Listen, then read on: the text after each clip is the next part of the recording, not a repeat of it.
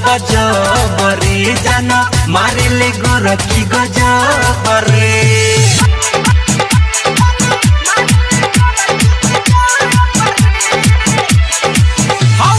ललिया लगावे जब जब रे जाना मारे ले गोरखी गजब रे।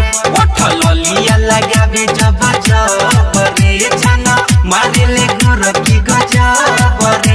पिन्हे कानवा में बाली चाले चले माता वाली जहाँ जाले करावे ले मार। ललिया लगावे जब जब रे जाना मारे ले गोरखी गजब रे। ललिया लगावे जब जब रे जाना मारे ले गोरखी गजब रे।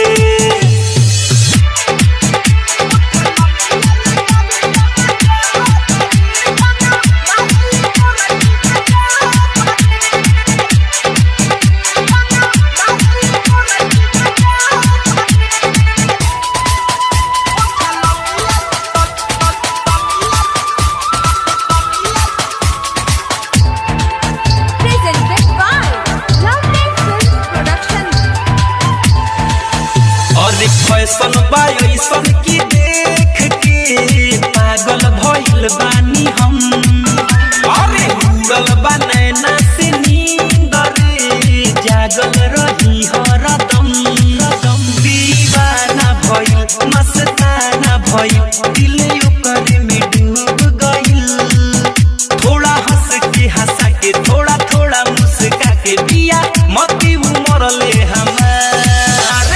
ललिया लगावे जब जब रे जाना मारे ले गोरखी गजब रे। ललिया लगावे जब जब रे जाना मारे ले गोरखी गजब रे।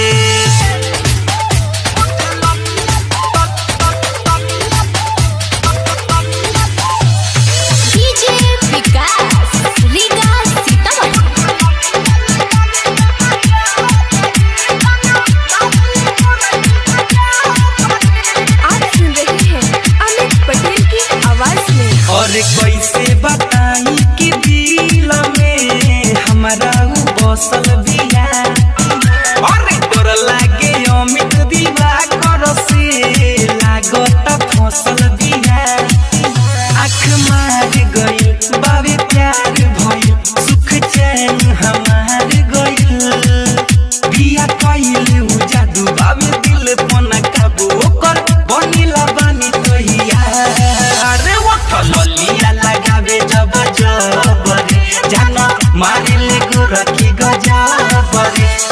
ललिया लगावे जब जब रे जाना मारे ले गोरखी गजब रे। पिन्हे कानवा में बाली चाले चले माता वाली जहाँ जाले करावे ले मार। ललिया लगावे जब जब रे